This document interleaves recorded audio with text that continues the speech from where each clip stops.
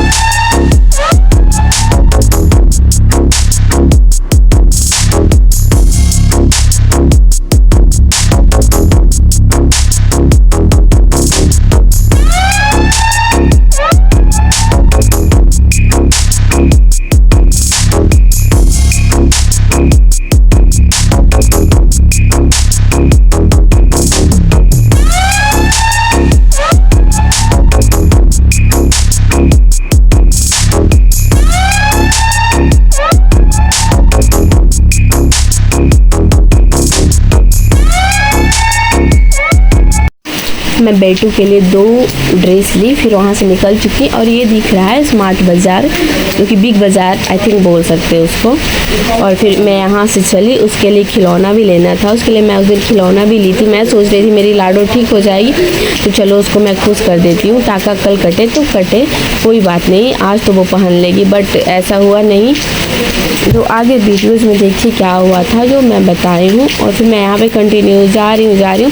उसका जो दुकान मैं हमेशा जाती हूँ, जो टॉयज़ और जो एक ही दुकान में बेबी का और यहीं से मेरा शादी का शॉपिंग हुआ था, वो जो दुकान देखा पीछे। और मैं फाइनली इसका दुकान आ गई हूँ और इसका खिलौना फिर मैं यहाँ से ली थी। और फिर मेरे को पता है मेरी बेटी खिलौना देखकर बहुत खुश हो गई थी, बहुत ज़्यादा। 2-3 खिलौने लिए इसके लिए। मैं सोच रही थी मेरी लाडो तो अब ठीक हो जाएगी, मैं खुश हो गई थी। और मेरी बट डोंट वरी, हो जाएगी।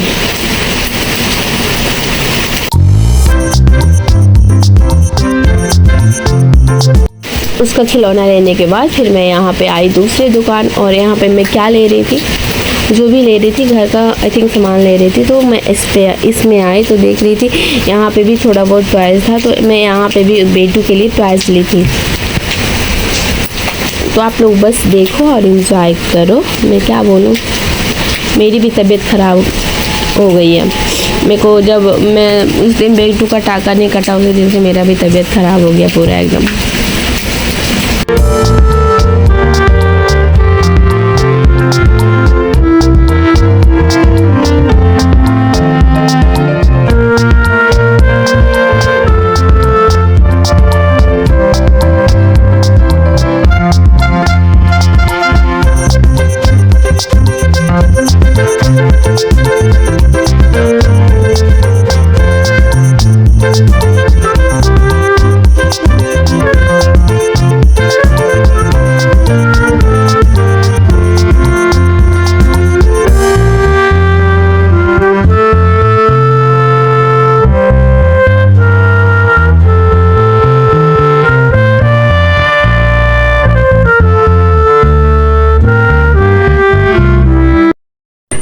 हेलो, तो मैं आ गई हूँ। आप लोग पूछ रहे थे कि मैं वीडियोस क्यों नहीं बना रही हूँ, तो मैं बता देती हूँ कि मैं वीडियोस मेरी बेटी के कारण नहीं बना रही थी। और वो कारण क्या था मैं बताती हूँ आप लोगों को।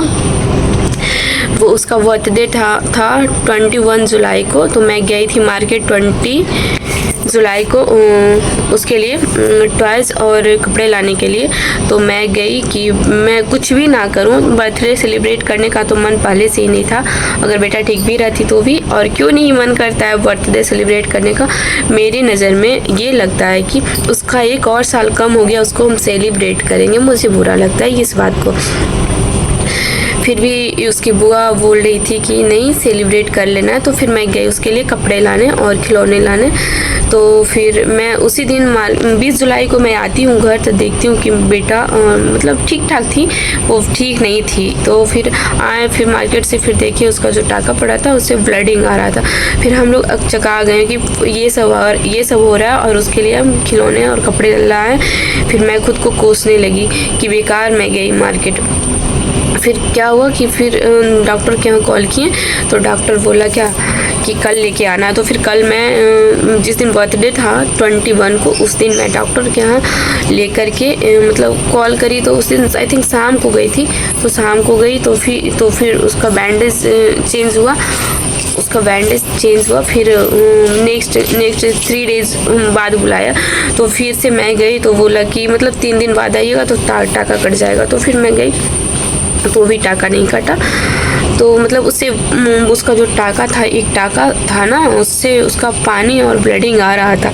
तो वो फिर नहीं रुका, तो उसमें वो बत्ती देता है, पता नहीं क्या जो भी प्रोसेस करते हैं डॉक्टर वो किए, फिर भी नहीं रुका। फिर हम लोग आ गए। फिर हम उसी दिन सोच लिए थे कि जब तक मेरी बेटी ठीक नहीं हो जाती, जब तक उसका टाका नहीं कट जाता, तब तक हम वीडियोज़ नहीं डालेंगे। इसलिए मैं वीडियोज़ नहीं डाल रही थी। और आज कितना तारीख है, 1 सेकेंड, 27 जुलाई, आज 27 जुलाई है। तो मेरी बेटी डॉक्टर के यहाँ, इसके पापा उसके चाचा लेकर के गए हैं, तो उसका टाका कट गया। और वो जो था ना, एक टाका जो खतरनाक था, वो भी मतलब ठीक ठाक है, मतलब जिससे पानी गिरता था, बहुत ज़्यादा पानी और ब्लड इतना ज़्यादा गिर जाता था। उसे बोले 1-2 बूंद गिरा, मतलब ठीक हो जाएगा, आई थिंक ठीक हो जाएगी मेरी लाडो। तो टाका कट गया, तो फिर भी उसको बैंडेज साट दिया है, क्योंकि वो मतलब नोच ना ले इसके वजह से। तो वो बोला 2-3 दिन के बाद उसको आप हटा सकते हैं, और उसमें जो मेडिसिन दिया लगाने के लिए वो आप लगा सकते हैं, उसके बाद वो ठीक हो जाएगी मेरी लाडो। तो अब से मैं वीडियोस कंटिन्यू रखूँगी, और आप लोग पूछ रहे थे, इसके लिए धन्यवाद। और मैं क्या बोलूँ, मेरा भी तबीयत ख़राब हो गया, मैं उसके बारे में सोच के मेरा तबीयत ख़राब हो जाता है एकदम से। तो आप लोग ब्लॉग अब से मैं वीडियोस कंटिन्यू बनाऊंगी, तो आप लोग प्यार जितना देते थे उतना ही दीजिएगा। और मैं तब तक के लिए बाय बाय, टेक केयर। और मेरी बेटी ठीक होगी, इसके लिए मैं बहुत ज़्यादा खुश हूँ, बहुत बहुत बहुत।